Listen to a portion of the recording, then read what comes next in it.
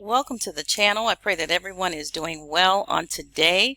It has been a while since I have uploaded. I am making some changes, or we'll just see how it goes, okay? I have decided that I'm just going to flow as I want to flow on this channel, okay? And when I say want to, I hope that my want is in alignment with the will of the Most High Yah for me, okay? So, but any changes, I will keep those of you who are, truly in tune with the things that I share and appreciate what I share, regardless of what it is. I just appreciate you guys. Not that you have to agree with everything that I say or agree with everything that I share or even have an interest in everything that I share, but I appreciate your sincere support of the channel. All right, so today I want to talk to those of you, happy Shabbat Shalom to those who celebrate the Sabbath. This is particularly for those of us who believe in the Holy Scriptures, and we are wanting to know where we are in time and to live our lives as best pleasing unto Yah, be it anywhere in the world, okay? But there are many of you who are heading to Ghana. I always tell you, for example, at this time, the channel's name is Yanko Africa. Yanko is from the Akan language, which means let's go, right? All right, so Yanko Africa, it's not named Yanko Ghana, okay? And that was by design. That name was available at that time, but I didn't choose it because I don't want to limit anyone to one particular place. Be led by the Most High. If it's to stay where you are, or if it's to go to other countries, by all means do so, okay? I would encourage you, though, to see other countries beyond Ghana, to learn other languages beyond the language that you currently speak. In doing so, you open the door for more opportunities. If you have children, by all means get your children enrolled in some local African language courses, meaning learning local languages, and also in French, okay? Because when you learn French, you're going to open the door to so many other countries that you may not have access to. And also, I would recommend Swahili, okay? Swahili is very easy to learn if you are a native English speaker, okay? But that's not what the share is about. I want to talk to us today about the beast system, okay? So once again, for those who are followers of Hamashiach, you know what I'm talking about, okay? I want to ask those of you who are familiar with things that are going on in Ghana, the simple question: is Ghana laying the foundation for the beast system in their country, in Ghana, maybe even on the continent, especially among the ECOWAS African countries? Or are they just joining the system that already exists? And perhaps I should even ask, are they leading the way, okay, in the implementation of the beast system? Now, if you are familiar with some things that are going on with Ghana, as you see on the screen here, there is something called the Ghana card, right? And so what's happening with the Ghana card is that they are implementing a biometric system where no matter, what you're trying to do, be it take a flight, purchase a phone, a mobile phone, all right, you will have to have the new biometric identification card, okay? Even if you are a non-Ghanaian, you will have to have this card, especially if you are in the country for a while, 90 days, I believe, that you will have to have it if you're a foreigner, okay? Now, they're finalizing some things, like I think this month or last month they finalized some things, meaning May or June, but it's going to be an ongoing process, okay? So depending on which region you are in, they're doing certain calls for those regions. All right, so it is once again an ongoing process. But if you're visiting the country of Ghana and you need a phone, in the times past you would just take your passport to a local office or vendor and they would set you up with your passport. No, if you are a foreigner today, it is required that you have a Ghana card.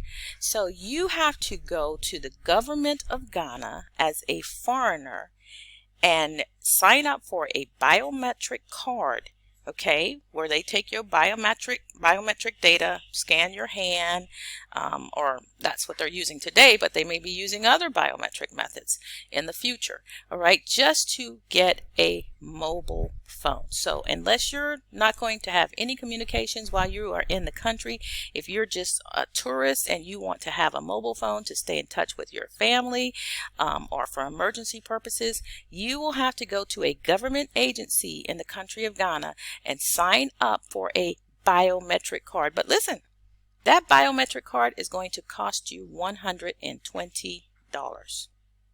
Yeah, $120 for a foreigner, and it only lasts for 1 year, and you will have to renew at the rate of $60 per year.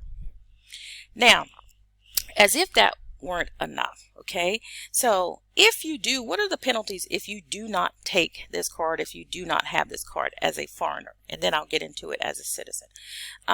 First of all, let's see if there are any penalties. What does Ghana say for those who do not want to take this card, or who do not sign up, or who are reluctant to getting this card? On their fact page, they have quite a few questions here that they have printed up. But number 57 says, some people may choose not to register. Do they stand to face any punitive measures? And they respond by saying, it is hoped that the ongoing public education on the NIS will encourage everyone to come forward to register.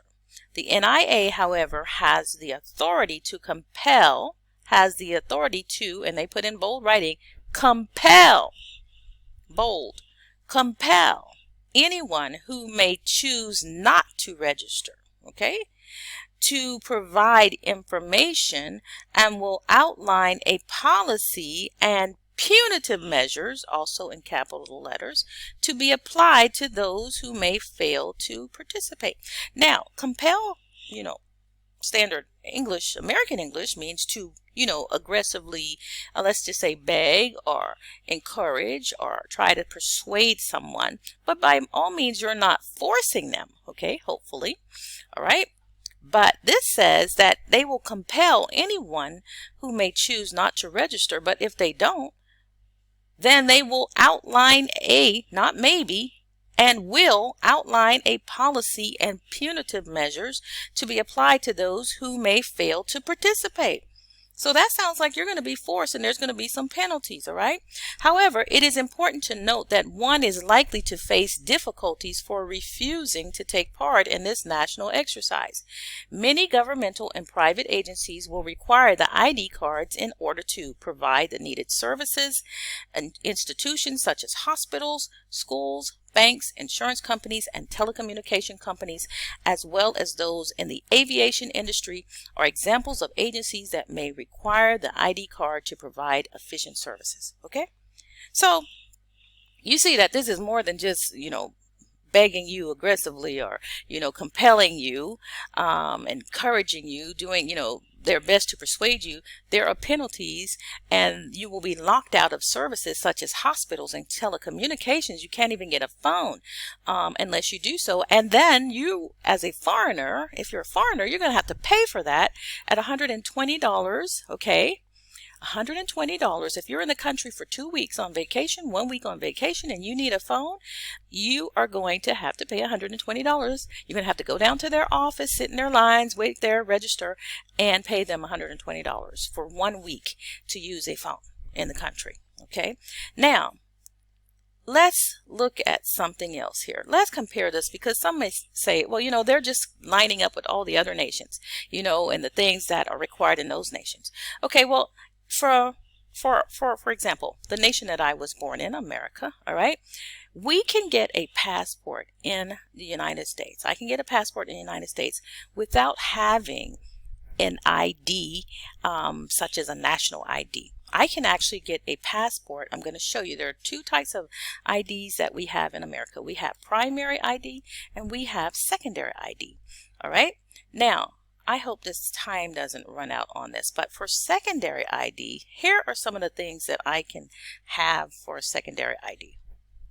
Okay, so if I wanted a passport, and just to show you that I am on the U.S. passport, travel.state.gov information for proof of identification needed to get a passport. All right.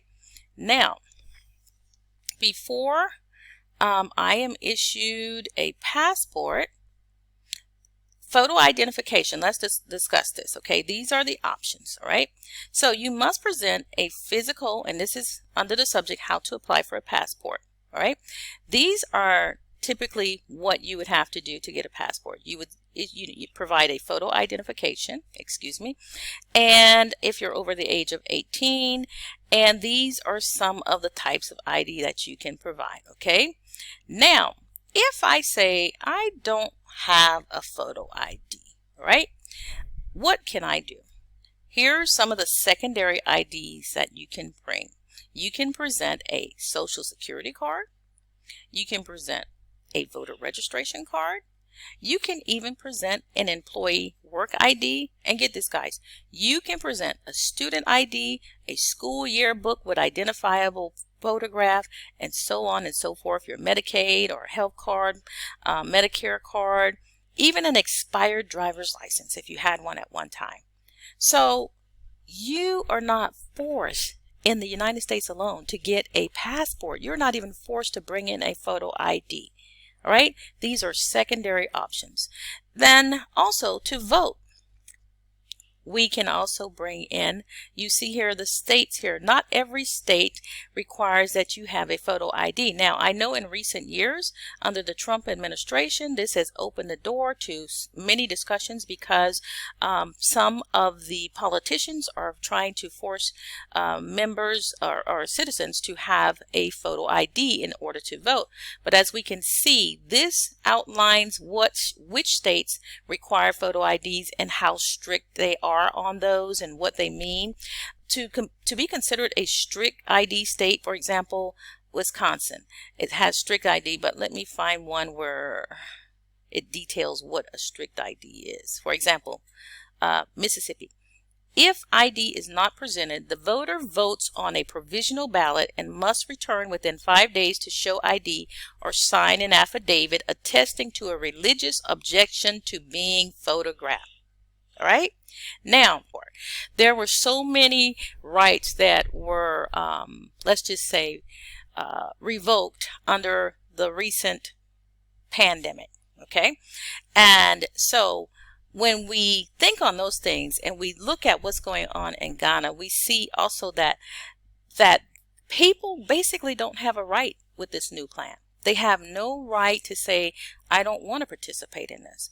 Ghana has plainly told you that they will outline a policy and punitive measures to be applied to those who fail to participate, and that they list the things that you will be locked out of: schools, banks, insurance companies, and telecommunication companies, and so on and so forth. Now, I am not against IDs. Of course, I have a driver's license. I have a passport. Okay. And so I am not against those things at all. But what I am questioning is if Ghana is somehow trying to lead the nation, or who is behind this push, this aggressive push to this one system, one information database program. Because not only that, if you think that this is not a problem, here's another thing to consider. We know that President Mahama used to be the president of the country, okay? All right, and he's running again for re-election in the upcoming election. One of his campaign promises was to make Ghana a cashless society, right? Which has to be another part of the beast system. The beast system, if you're not familiar with it, is in the book of Revelation, right? And in the book of Revelation, it tells us that no man will be able to buy or sell. Okay, reading in verse 16, it says, and he causes all, both small and great, rich and poor, free and bond, to receive a mark in their right hand or in their foreheads, and that no man might buy or sell save he that had the mark, or the name of the beast, or the number of his name. Here is wisdom. Let him that hath understanding count the number of the beast, for it is the number of a man, and his number is 666. Now, am I saying that Ghana is implementing, is giving out the card is the mark of the beast? No, I am not saying that the Ghana card is the mark of the beast. Let me repeat that, because some people are slow of hearing and understanding. I am not saying that the Ghana card is the mark of the beast. What I am saying is this a strong push for implementing the system that will be needed to support the mark of the beast. And I would say yes, it is. It's even stronger than that in the West. It is stronger than things in America. Right now, I can fly domestically in America without an ID. And even when the real ID is implemented, they have already put measures in place to protect people to be able to fly in case they lose their ID card, and in case they have a religious conviction for some other reasons. There are some exceptions as well. So this whole thing that, maybe I'm being too hard on Ghana. No, I'm not. When you look at it and you compare it not only to the US, but to the UK and their policies that they have implemented, there are exceptions to the rule. But with Ghana, I'm not seeing any exception, which goes along with the B system. Under the B system, there is no exceptions. There are no exceptions. It is what it is. This is how it will be, and no exception, which will give place to many middlemen. All right. Middlemen are going to make a lot of money in the B system. Middlemen who willingly take the mark of the beast. All right. Not force, who willingly take it, because they know that there will be people who will not take it, and they will be intercessors. The very thing that the system is supposed to do is to prevent fraud, or to prevent people from acting on behalf of other people. It's not going to do that. It's actually going to open a market to it. All right. And it forces people to do that. It forces people to do that, really. So I'm just saying, we need to really consider a lot of things. When you are moving to the continent, you need to check out the spiritual climate of the country. You need to check out, how has this country progressed over years. I've had more than 20 years experience with actually being someone who has come to Ghana, but investigating the country prior to that, and so on and so forth. And I can tell you, in 20 years, some things are going south. All right. Some things are changing, but not in a good way. There have been some progress made, but then again, has there really been progress made? And I'm going to talk about that too. All right. Because there are a lot of things that haven't gotten better. They have actually gotten worse. So that's why I'm encouraging you guys to, expand your horizon. Look into other places. Don't limit yourself to just one place. Don't limit yourself to just one country or to one language.